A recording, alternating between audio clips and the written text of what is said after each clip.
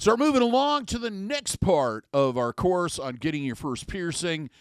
This one we're going to talk about, this is number 9. We're going to talk about the piercing setup and safety. Coming up next on New to Piercing, episode number 46.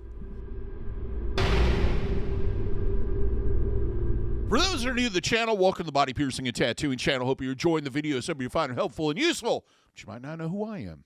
My name is DaVo. I'm a professional body piercer and have been since 1994. I own and I operate the Axiom Body Piercing Studio, located right here in Des Moines, Iowa, inside Skin Kitchen Tattoo. So if you haven't seen the other courses, go back and watch those.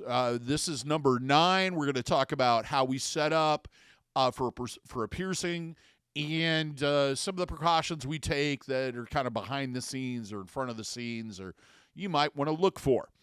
This is not 100% the way absolutely every studio does it. It's kind of a basis, and I'm trying to give you enough information that you will know one way or another whether or not the person that's piercing you is doing what they should be doing.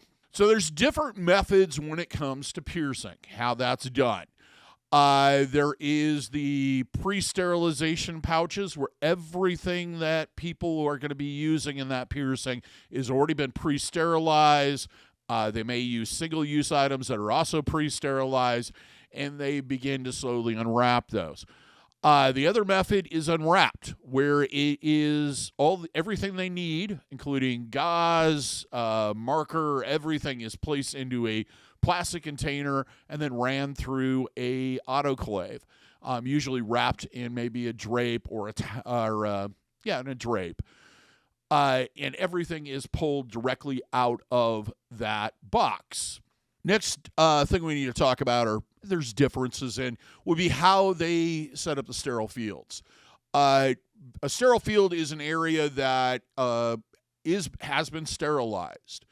For example, the inside of a sterile pouch, when we peel it open and we lay that flat on the tray, we can consider that a sterile field. Some people use sterile drapes, and that is an added. That's what I generally do. There's also those that'll set up on a moisture-resistant bib and then unpeel and set it on there and consider the part of the pouch that's on there as a sterile field and the rest of it not. Then there's the kind that just lay another method is just laying the sterile thing on there, or if you're using unwrapped tools, basically using a drape, or I've even seen people that will use the inside of their sterile gloves or something they're using in the process that they know is inside the package. My personal method is to use a sterile drape that's moisture resistant and then to actually unpeel the pouches and use them for setup. So what are the steps? The first thing is every piercer, whenever they walk into a piercing room, should immediately wash their hands, especially if they've been doing things like eating, using the restroom, touching doorknobs, turning on lights, anything that they may have had contact with something else in the studio that may be clean. I'm not saying these studios are filthy or anything, but are contacted by a lot of people and thus possibly, they picked up something in their hands. And we want to keep that away from all this stuff. Next thing they want to do is they want to disinfect the setup tray. Mayo stands is probably the most common way that people do this or set up on. And they also want to clean or disinfect the actual piercing, either like in our case, we use a table. Some people use chairs. Now, these disinfectants, most commonly or probably widely used type is Cavicide.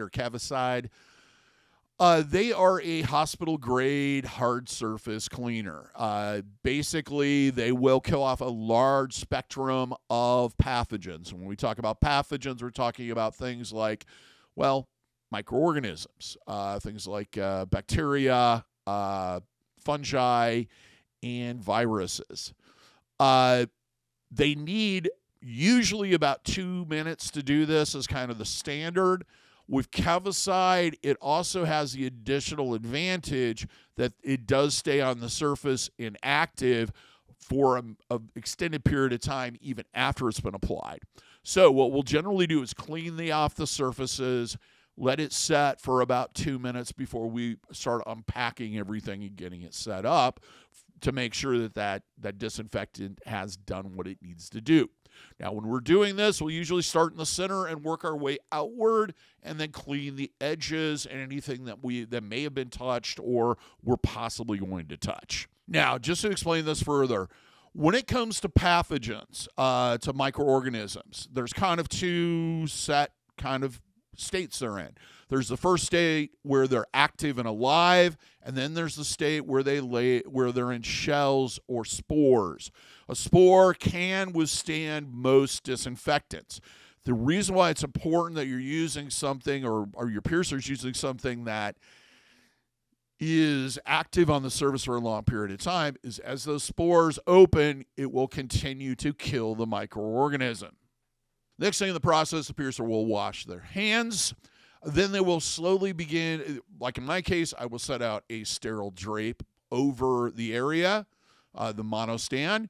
Then I will slowly begin to set things and items, jewelry, etc. onto that tray.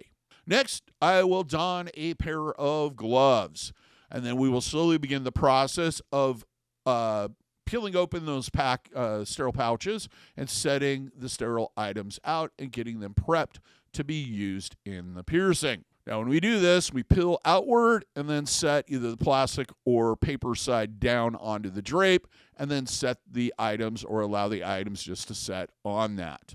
I always look at cross-contamination as a game of hot potato. There are basically 3 periods of this. There is the pre-piercing period and setup, there's the piercing itself, and then there's the cleanup.